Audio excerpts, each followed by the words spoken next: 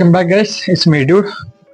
അപ്പം നമ്മൾ ഇന്നാള് പറഞ്ഞിട്ടുണ്ടായിരുന്ന വീഡിയോയിൽ നമ്മൾ മെയിനായിട്ട് പറഞ്ഞ ഇൻട്രൊഡക്ഷൻ ആയിരുന്നു.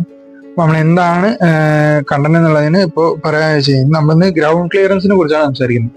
പൊതുവെ ഞാൻ പോസ്റ്റ് ചെയ്യുന്ന റീൽസിലും കാര്യങ്ങളിലൊക്കെ മെയിനായിട്ട് വരുന്ന കമന്റ് വെച്ച് കഴിഞ്ഞാൽ എങ്ങനെ ഇത്രയും ഗ്രൗണ്ട് ക്ലിയറൻസ് എന്നാണ്. അപ്പൊ ഇതിൽ ശ്രദ്ധിച്ചറിയാൻ പറ്റും, ഇതിലിപ്പോ ഏകദേശം 380 mm ഗ്രൗണ്ട് ക്ലിയറൻസ് ഉണ്ട്.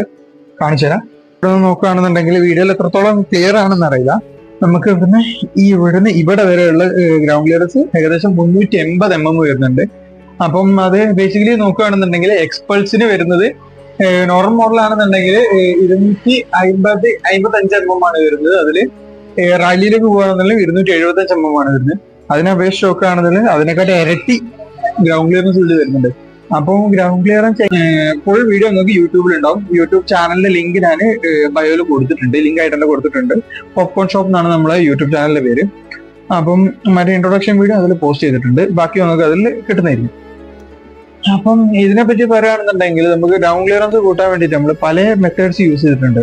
മെയിൻ ആയിട്ട് ചെയ്തിട്ടുള്ളത് വീൽസ് മാറിയിട്ടുണ്ട്. വീൽസ് മാറി, സസ്പെൻഷൻ ഹൈറ്റ് ചെയ്തിട്ടുണ്ട്, റിയറും സസ്പെൻഷൻ ഹൈറ്റ് ചെയ്തിട്ടുണ്ട്.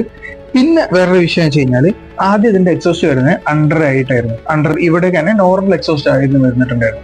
അത് മാറ്റിയിട്ട് നമ്മൾ അണ്ടർ സീറ്റ് എക്സോസ്റ്റ് ആക്കി. അപ്പൊ അതിന്റെയും ഡീറ്റെയിൽസ് ഞാൻ പറഞ്ഞുതരാം. അതില് നമ്മൾ ഓരോന്നും ഇപ്പോൾ വിശദീകരിച്ച് പറയാനുണ്ട്, എങ്ങനെയൊക്കെയാണ് ചെയ്ത് എന്തിനാണ് ചെയ്തതെന്നുള്ളത്. ഇതെന്താ തേങ്ങ, അത് പടാരും കൊണ്ടുവച്ചു. ഇത് വെറും തേങ്ങയല്ല ഗൈസ്, ഇത് കാട്ടാക്കടയിൽ നിന്ന് ഇമ്പോർട്ട് ചെയ്താണ്.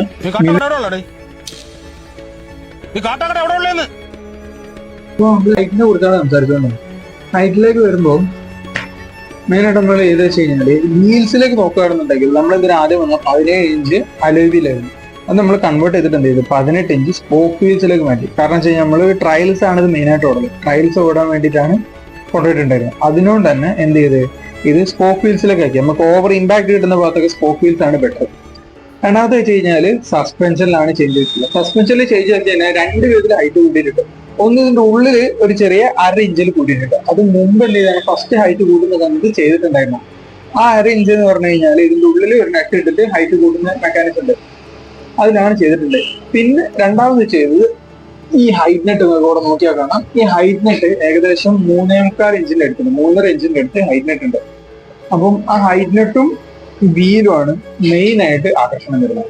നമ്മൾ എന്ത് ചെയ്തിട്ടുണ്ട്, ഷോക്ക് അബ്സർ റീട്യൂൺ ചെയ്തിട്ടുണ്ട്. റീട്യൂൺ ചെയ്യാന്ന് കഴിഞ്ഞാൽ ഇതിനുള്ളിൽ ഒരു ഓയിൽ പ്രഷർ ഉണ്ട്. എന്ന് വെച്ച് കഴിഞ്ഞാൽ ഇപ്പോൾ 150 ml ആണ് വരുന്നുണ്ടെങ്കിൽ ആ 150 ml നമ്മളൊരു 10 ml കുറച്ചിട്ട് അത് ഓരോ പ്രഷറിനനുസരിച്ചാണ് ഓരോന്ന് ചെയ്ത് മാറ്റിയതാണ്. ഇപ്പോഴും കൺഫേം അല്ല എത്ര ml ആണ് നിൽക്കുന്നുള്ളത്. കാരണം വെച്ച് കഴിഞ്ഞാൽ ട്രയൽസ് ഓടുന്നതിനോട് തന്നെ അടിക്കടി ബ്ലീഡിങ് വരും. ബ്ലീഡിങ് എന്ന് പറഞ്ഞു കഴിഞ്ഞാൽ ഈ ഭാഗത്ത് നിന്ന് ഹൈറ്റ് ഇട്ട ഭാഗത്ത് നിന്ന് ലീക്ക് ആയിക്കൊണ്ടേ ഇരിക്കുകയുള്ളൂ. ഇപ്പോഴും കറന്റ് ഇവിടെ നിന്ന് നോക്കിയാൽ ലീക്കാണ്. അപ്പോൾ ലീക്ക് വന്നുകൊണ്ടേയിരിക്കും. അപ്പൊ അതില് കംപ്ലൈന്റ് എന്ന് പറയാൻ വെച്ച് കഴിഞ്ഞാൽ ഓരോരുത്തരുടെ റണ്ണിങ് അനുസരിച്ചാണ്. ചിലര് എന്ത് ചെയ്യില്ല, അത്ര ലീക്ക് വരില്ല. കാരണം ചിലർക്ക് നോർമൽ റണ്ണാണ് വരുന്നത്. ഇപ്പൊ ഇത് ട്രയൽസിന് പോകുന്നതുകൊണ്ട് തന്നെ മാറി ഇമ്പാക്ട് വരും, അടി കിട്ടുകയാണ് ചെയ്യുക. ഓരോ കല്ലുമ്പിളൊക്കെ ചാടി വന്ന് വീട് നിന്നിട്ട് അടിക്കാം. അപ്പൊ അതുകൊണ്ട് അത് വലിയൊരു കാര്യമൊക്കെ എടുക്കുന്നില്ല. അപ്പൊ നമ്മൾ നോർമലായിട്ട് ചെയ്യുന്ന സമയത്ത് അതൊരു ഇഷ്യൂ ആയിട്ട് വരില്ല. എന്ന് വെച്ച് കഴിഞ്ഞാൽ ഫിറ്റ് ചെയ്യുമ്പോൾ ഓറിങ്ങും കാര്യങ്ങളൊക്കെ ഇട്ടിട്ട് ഇങ്ങനെ വൃത്തിക്ക് സെറ്റ് ചെയ്ത് കഴിഞ്ഞാൽ അങ്ങനത്തെ പ്രശ്നം വരില്ല. അപ്പം വീൽസിന്റെ കാര്യങ്ങളും ഇതും കൂടിയിട്ടാണ് ഈ ഇവിടെ ഇത്ര ഹൈറ്റ് വരുന്നത്. ഓക്കെ. പിന്നെ മെയിനായിട്ട് വണ്ടി ഇങ്ങനെ എടുത്തു നിൽക്കാൻ കാരണം വെച്ചാൽ വണ്ടിന്റെ വെയിറ്റ് ആണ്. കമ്പനി കൊടുക്കുന്ന വെയിറ്റ് വെച്ച് കഴിഞ്ഞാൽ 100 കിലോനെ വണ്ടിക്ക് വെയിറ്റ് ഉള്ളൂ. പക്ഷെ അതിൽ നിന്ന് നമ്മൾ കുറെ കിഡ്നാപ്പുകൾ എടുത്ത് ഊരി മാറ്റി. അപ്പോൾ വെയിറ്റ് റിഡക്ഷന് വേണ്ടിയിട്ട് പല സാധനങ്ങൾ അയച്ചു മാറ്റിയതുകൊണ്ട് തന്നെ അതിൽ വീണ്ടും വെയിറ്റ് കുറഞ്ഞു. ഇപ്പൊ ഞാൻ തൂക്കി നോക്കിയിട്ടില്ല. ബേസിക് തൂക്കി നോക്കുകയാണെങ്കിൽ ഏറിപ്പോൾ 95 കിലോ ആ റേഞ്ചൊക്കെ ഈ വണ്ടി വെയിറ്റ് ഉണ്ടാവുള്ളൂ എന്ന് വിചാരിക്കുന്നു. അതുകൊണ്ടാണ് നമുക്ക് ട്രയൽസ് നോക്കുമ്പോൾ അത്യാവശ്യം പെർഫോമിങ് വണ്ടി തരുന്നത്. ഹൈറ്റ് നെറ്റ് വരുന്നത് നിങ്ങൾക്ക് എത്രത്തോളം കാണാൻ പറ്റുന്നുണ്ടായിരുന്നില്ല. ഈ കളർ ചേഞ്ച് നോക്കിയാൽ മതി. ഇവിടെ കണ്ടോ, ക്രോം കളർ ആണ് വരുന്നത്. ഇവിടെയൊക്കെ തുരുമ്പ് പിടിച്ച കളറിന്റെ ഈ ഇത്രയുമാണ് നമുക്ക് ഹൈറ്റ് നെറ്റ് വരുന്നത്. ഹൈറ്റ് നെറ്റ് നമ്മൾ യൂസ് ചെയ്തിട്ടുണ്ടായിരുന്നു. അത് പറയാൻ വിട്ടുപോയി, ഇത് ഏത് പാർട്സ് ആണ് യൂസ് ചെയ്തതെന്ന് നമ്മളിപ്പോഴും പറഞ്ഞിട്ടില്ല. എങ്ങനെയാ ചെയ്തെന്നേ പറഞ്ഞിട്ടുള്ളൂ. നമ്മളിതിൽ ഭൂരിഭാഗം യൂസ് ചെയ്യുന്നത് പൾസറിന്റെ പാർട്സ് ആണ്. പൾസർ കഴിഞ്ഞാൽ ഫസ്റ്റ് ഉണ്ട പൾസർ അല്ലേ, നമ്മളവിടെ ഉണ്ട പൾസർ എന്നാണ് പൊതുവെ പറയാറ്. എന്ന് വെച്ചാൽ റൗണ്ട് ലൈറ്റുള്ള സ്പോക്ക് വീലുള്ള പൾസർ. അതിന് കാരണം എന്ന് വെച്ച് കഴിഞ്ഞാൽ ഈ ഫസ്റ്റ് മോഡൽ ആയതുകൊണ്ട് തന്നെ അതും ഇതേമാതിരി ബേസിക്കലി തുടങ്ങിയ വണ്ടികളാണ്. അപ്പൊ അതിൽ ഭൂരിഭാഗ സാധനങ്ങളും നമുക്ക് ഇതിൽ ഡയറക്റ്റ് ഷൂട്ടാണ്. ഡയറക്റ്റ് ഷൂട്ട് പറയുമ്പോൾ ഈ ഷോക്കാക്ടർ ഡയറക്റ്റ് ഷൂട്ട് വരുന്നു. ഒന്നും ചെയ്യാൻ വേണ്ടി വന്നില്ല. അത് ചെയ്യാൻ നേരത്തെ എനിക്ക് ഡൗട്ട് ഉണ്ടായിരുന്നു. ഇനിയിപ്പോ ഇത് ഷൂട്ടല്ല ഉണ്ടെങ്കിൽ ചെറിയ രീതിയിൽ നമുക്ക് ചെറിയ വ്യത്യാസമുള്ള നമുക്ക് ഇതിൽ ഷൂട്ടാക്കാൻ പറ്റും. അത് എങ്ങനെയാ വെച്ച് കഴിഞ്ഞാൽ നമ്മൾ ഈ ടീ സ്റ്റമ്പിന്റെ ഈ ഭാഗല്ലേ ഇവിടെ നമ്മൾ ഗ്രൈൻഡ് ചെയ്യും. ഗ്രൈൻഡ് ചെയ്ത് കൊടുത്തു കഴിഞ്ഞാൽ ഇത് എന്ത് ചെയ്യാൻ പറ്റും, സൂട്ടാക്കാൻ പറ്റും. അപ്പോൾ പൾസറിന്റെ ഡയറക്റ്റ് സൂട്ട് ആയിരുന്നു. ഇതിലും ഓൾട്ടറേഷൻ വരുത്തിയിട്ടുണ്ട്. കാരണം വെച്ച് കഴിഞ്ഞാൽ എനിക്ക് ആദ്യം വന്നിട്ടുണ്ടായിരുന്ന ഔട്ടർ ട്യൂബില്ല, ഈ ട്യൂബ് വെച്ച് കഴിഞ്ഞാൽ അത്ര സുഖമില്ലായിരുന്നു. അപ്പം ഇതിന്റെ ഉള്ളിലും കുറെ പണികൾ ചെയ്തിട്ടുണ്ട്. അത് മെയിൻ ആയിട്ട് എന്താ ചെയ്ത് വെച്ച് കഴിഞ്ഞാൽ ഇതിന്റെ ഔട്ടർ ട്യൂബ്, ഈ ട്യൂബില്ലേ, ഇത് പ്ലാറ്റിനന്റെ ആണ് വരുന്നത്. ഈ താഴെയുള്ള ഈ ഡിസ്ക് പ്ലേറ്റ് വരുന്ന ഈ കാലിബർ വരുന്ന ട്യൂബ് പൾസറിന്റെ ആണ് വരുന്നത്. ഇതിനുള്ളിലുള്ള സ്പ്രിങ് പൾസറിന്റെ ആണ് വരുന്നത്. പക്ഷെ ഇതിൽ യൂസ് ചെയ്തിട്ടുണ്ടായിരുന്ന ഓയിൽ പ്രഷർ, ഓയിൽ ഗൈഡൻസ് മൊത്തം പ്ലാറ്റിനന്റെ ആണ് വരുന്നത്. അങ്ങനെ മൊത്തത്തിലൊരു മൊഹബത്ത് കാ സർബത്ത് കലക്കിയ മാതിരിയാണ്, മൊത്തത്തിൽ മിക്സ് ആണ്. പക്ഷെ പെർഫോമൻസ് മൂടാണ്. നിങ്ങളിലും എത്രത്തോളം സാറ്റിസ്ഫൈഡ് ആണെന്ന് അറിയില്ല. കാരണം വെച്ച് കഴിഞ്ഞാല് ഈ വണ്ടി എനിക്കിപ്പോ ഒറ്റയ്ക്ക് ഇവിടുന്ന് മാറ്റി കൊണ്ടുപോകാൻ പറ്റാത്ത അവസ്ഥയാണ്. നോക്കിയാൽ ഗലാഗാണ്, സിംഗിൾ ഹാൻഡ് ആണ് ഇപ്പൊ വർക്ക് ചെയ്യുന്നത്. ഒരു ആക്സിഡന്റിനെ പ്രമാണിച്ച് ഒരു കൈ മൊത്തം കംപ്ലൈന്റ് ആയിട്ടിരിപ്പാണ്. അപ്പൊ റെസ്റ്റ് പീരീഡിലാണ്, അതിന്റെ ഇടയിലാണ് ഞാൻ ഈ പരിപാടി നടത്തുന്നത്. അപ്പൊ ഇത് കഴിഞ്ഞ് കഴിഞ്ഞാൽ നമുക്ക് എന്ത് ചെയ്യാൻ പറ്റും, പുറത്ത് പോയിട്ട് ഔട്ട്ഡോറിലൊക്കെ അടിപൊളി വീഡിയോസും എടുക്കാൻ പറ്റും. ഇപ്പൊ എനിക്ക് വളരെ പരിമിതമായിട്ടുള്ള ഇത് വെച്ചിട്ട് ഇതിന്റെ ഡീറ്റെയിൽസ് പറയുകയാണ് ചെയ്യുന്നത്. ഓക്കെ, റിയർ സസ്പെൻഷനെ പറ്റി സംസാരിക്കുകയാണെന്നുണ്ടെങ്കിൽ നമ്മൾ യൂസ് ചെയ്തിട്ടുള്ളത് ഫീനിക്സിന്റെ suspension, series spring suspension. Phoenix എന്ന് പറഞ്ഞു കഴിഞ്ഞാൽ ഈ സസ്പെൻഷന്റെ പേരല്ല. TVS ഒരു ബൈക്ക് ഉണ്ട് ഫീനിക്സ് എന്ന് പറഞ്ഞിട്ട്. ആ ബൈക്കിന് മെയിൻ ആയിട്ട് സ്റ്റോക്ക് ആയിട്ട് കമ്പനി കൊടുക്കുന്ന സസ്പെൻഷനാണ്. ഇത് ബാക്കി എല്ലാവരും യൂസ് ചെയ്യാൻ കാരണം ഇതിന്റെ ലുക്കാണ് മെയിൻ ആയിട്ട്. കാരണം വെച്ച് കഴിഞ്ഞാല് ആ വണ്ടിയിൽ വലിയ ഗുണമില്ലെങ്കിലും നമുക്ക് വേറെ പല വണ്ടിയിൽ യൂസ് ചെയ്യുന്നത് നല്ല ഭംഗിയാണ്. പക്ഷേ ഇതിന്റെ യൂസിങ്, ഇങ്ങനെ വർക്കിങ്ങിൽ വ്യത്യാസം വരുന്നുണ്ട്. കാരണം വെച്ച് കഴിഞ്ഞാല് അടിപൊളി ആണെന്ന് വിചാരിച്ചിട്ടാണ് ഞാൻ ഫിറ്റ് ചെയ്തിട്ടുണ്ട്. അപ്പൊ ഈ ഫിറ്റ് ചെയ്ത സമയത്ത് നിങ്ങൾക്ക് നോക്കി അറിയാൻ പറ്റും. ആദ്യം ഇതിന്റെ പൊസിഷൻ എന്ന് പറഞ്ഞു കഴിഞ്ഞാൽ ഇങ്ങനെയാണ് വരുന്നത്, ഇവിടെ ഇതിന്റെ കുറ്റി വരുന്നുണ്ട്. അപ്പൊ അതുകൊണ്ട് തന്നെ ഇങ്ങനെ ഡയറക്റ്റ് ഇവിടേക്കാണ് വരുന്നത്. അപ്പം മറ്റേ ഷോക്കാണെങ്കിൽ കുറച്ച് ഹൈറ്റ് ഡിഫറൻസ് ഉണ്ടാവും. നമുക്ക് ഏകദേശം ഇത് സാധാ സസ്പെൻഷനെ അപേക്ഷിച്ചിട്ട് 2-2.5 ഇഞ്ച് ഹൈറ്റ് സ്റ്റോക്ക് ആയിട്ടാണ് ഇതിൽ വരുന്നുണ്ട്. അപ്പോൾ അതിന്റെ പുറമെ നമ്മൾ എന്ത് ചെയ്തിട്ടുണ്ടെങ്കിൽ ഹൈറ്റിനോട് യൂസ് ചെയ്തിട്ടുണ്ട്, അത് വേറെ കാര്യം.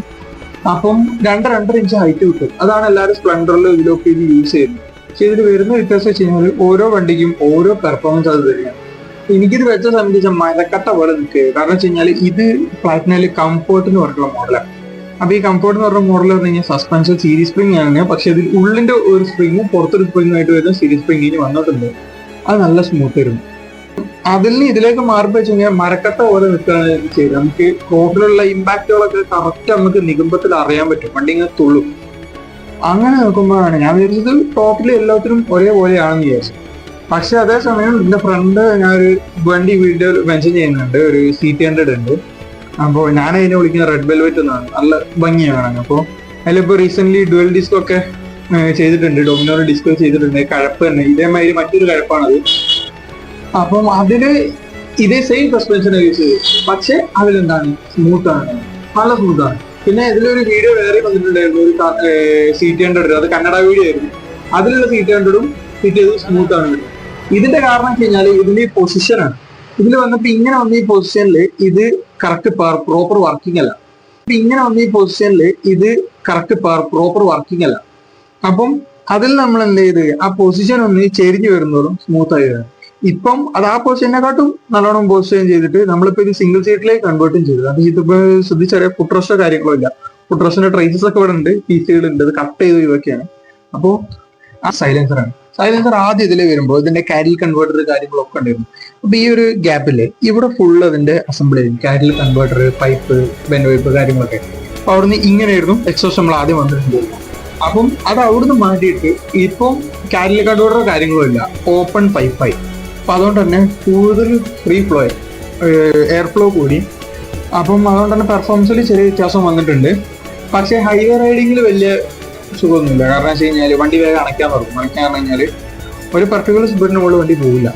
അപ്പോൾ ഇതിന് പൊതുവെ സ്പീഡ് വലിയ രീതിയിലില്ല. ബാക്കി പല വണ്ടിൻ്റെയും ക്രൂസിങ് സ്പീഡാണ് എൻ്റെ വണ്ടിയുടെ ടോപ്പ് സ്പീഡ്. പക്ഷേ ഇത് ട്രയൽസിലേക്കും ട്രാക്കിലേക്കും വരുമ്പോൾ സാറ്റിസ്ഫൈഡ് ആണ്. എക്സോസ്റ്റ് വരുന്നത്, എക്സോസ്റ്റ് നമ്മൾ ആക്രോപോയിക്കിന്റെ കോപ്പിയാണ് യൂസ് ചെയ്തിട്ട്, AAA ആണ്. അതിൽ ചാത്തനല്ല, പക്ഷെ അത്യാവശ്യം നല്ല ക്വാളിറ്റി ഉള്ള ഇതാണ്, DB ഉള്ള മോഡലാണ് വരുന്നത്. പിന്നെ നിങ്ങൾക്ക് വേറൊരു വീഡിയോ യൂട്യൂബിൽ ഓൾറെഡി അപ്ലോഡ് ചെയ്തിട്ടുണ്ട്, മുപ്പിലുവണ്ട് പറഞ്ഞിട്ടുള്ള ചാനലിൽ നിന്ന് അപ്ലോഡ് ചെയ്തിട്ടുണ്ട്. ആ സമയത്ത് ഈ ലുക്ക് അല്ലായിരുന്നു, ഒരു ടവർ, റാലി ടവർ കൂടി ഉണ്ടായിരുന്നു. ഇപ്പോൾ മോട്ടോക്രോസ് ട്രൈ ചെയ്യാൻ തുടങ്ങിയതിനു ശേഷമാണ് ഈ ലുക്കിലേക്ക് നമ്മൾ കൺവേർട്ട് ചെയ്തിട്ടുണ്ടായിരുന്നത്.